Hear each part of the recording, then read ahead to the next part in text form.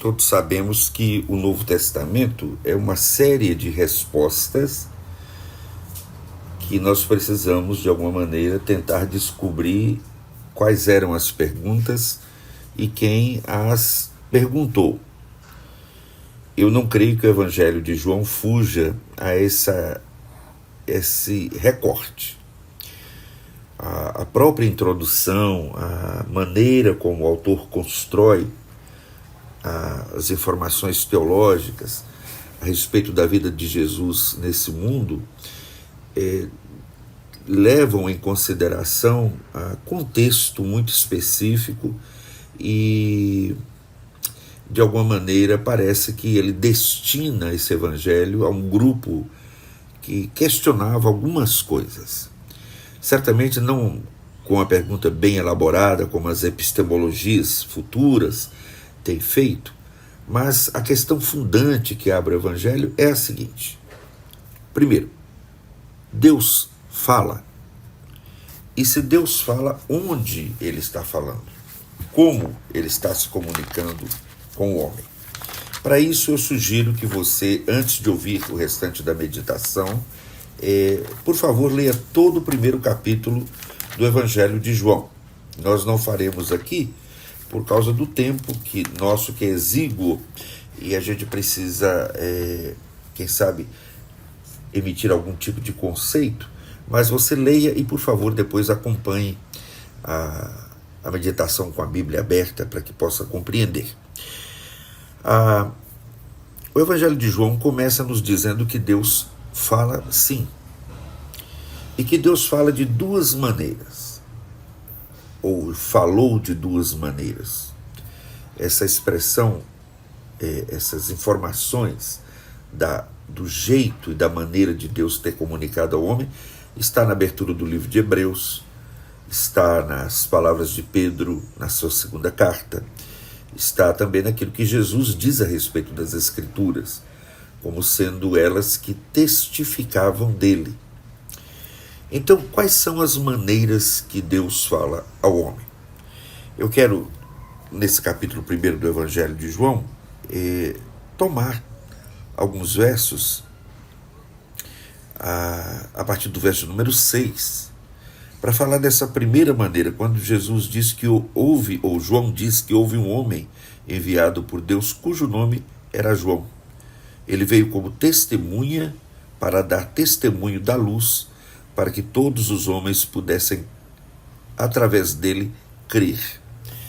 Então, a primeira forma que Deus usa para falar com a humanidade, e definida pelo Dr. William Barclay como sendo fragmentada, ou provisória, ou relativa, e o autor de Hebreus diz que, havendo Deus outrora falado muitas vezes, então Deus falou muitas vezes, e usou muitas maneiras para falar. Deus falou através de homens. Esses profetas, apóstolos, que foram, de alguma maneira, aqueles que trouxeram a mensagem de Deus, foi o caminho escolhido por ele para nos fazer saber de fragmentos e para nos apontar para aquele que viria e que seria o centro de toda a revelação. Então, os sonhos, as profecias, todas as formas que Deus utilizou para se comunicar com o homem, elas chegam no seu ápice e, de alguma maneira, perdem o seu sentido, porque se cumprem quando o Filho vem. Então, a primeira maneira que Deus encontra, ou que Deus usa, ou o expediente que Deus usa para se comunicar com o homem, é através dos seus apóstolos e profetas. E destes, João Batista é citado como um homem que veio da parte de Deus. E vale a pena prestarmos atenção nisso, porque Jesus diz que dos nascidos de mulher, nenhum homem é maior do que João Batista. E quando ele diz nenhum, nós podemos colocar na lista Moisés, Davi, Elias, os apóstolos, quem quer que seja. Esse homem, especialmente, veio para dar instruções a respeito da luz. No entanto, a forma definitiva e cabal de Deus se comunicar com a humanidade é feita no Filho, em Jesus. O texto começa dizendo que no princípio, esse princípio aqui é uma forma de dizer que na origem de todas as coisas, ou antes que todas as coisas existissem, o Filho já estava no Pai. Em outras palavras, não existe nenhuma possibilidade de tempo algum, ou de eternidade alguma, ou momento algum, ou qualquer coisa que nós possamos descrever, que o Filho não preexista juntamente com o Pai. Ele é Deus em essência com o Pai. E dele e do Pai procedem o Espírito Santo que sonda as profundezas de Deus. Por que a palavra do Filho ela é cabal nesse Evangelho de João? Primeiro, porque logicamente ele estava no princípio e ele é Deus. Segundo, porque o Filho é criador. O texto diz que todas as coisas foram feitas por intermédio dele. Então nada nesse universo existe sem que o Filho de Deus tenha ordenado a sua existência. Eu não sei se estou dizendo correto, mas começo a pensar que isso poderia ser assim, como se a intenção está no coração do Pai e a verbalização da ação criadora sai da boca do Filho. O haja para que todas as coisas venham a ser é a boca do Filho que profere. Terceiro, porque o Filho é a luz do mundo. Luz do mundo. Lewis usa uma ilustração que me chama a atenção. Ele diz que nós não podemos olhar para o sol. Olharmos para o sol, nossas vistas se perderão.